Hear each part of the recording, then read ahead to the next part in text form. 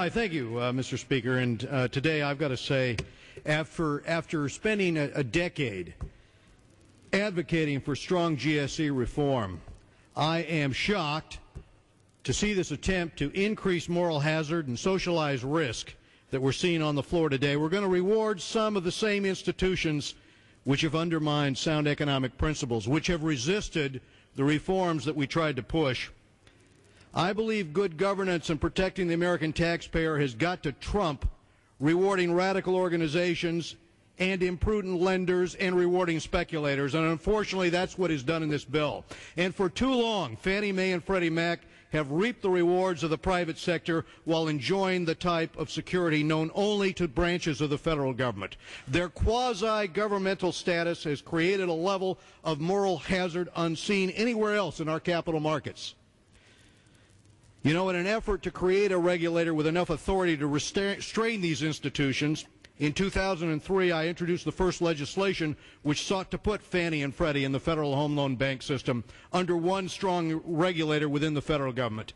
And additionally, in 2005, I offered an amendment on this floor to give the new regulator the authority to review and adjust the GSE's portfolios to mitigate against a potential systemic shock. And the same groups and organizations that right now stand to benefit from this bill opposed those reforms at the time.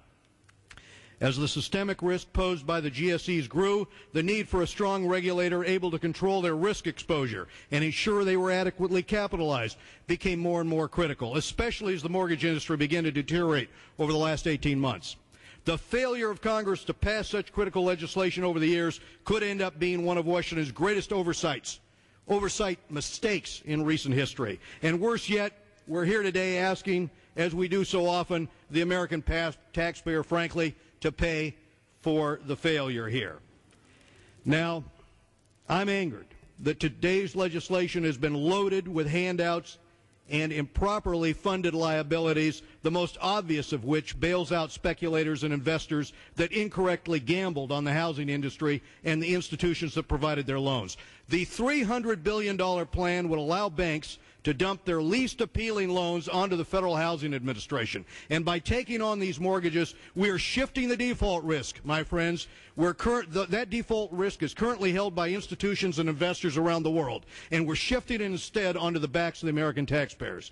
The Congressional Budget Office estimated that a stunning 35% of all of the loans refinanced through mortgage bailouts may eventually default on the federal government. And then we have the Affordable Housing Fund, which would funnel as much as $600 million every year to activist organizations with a long history, frankly, of both voter fraud and anti-free market advocacy throughout the country.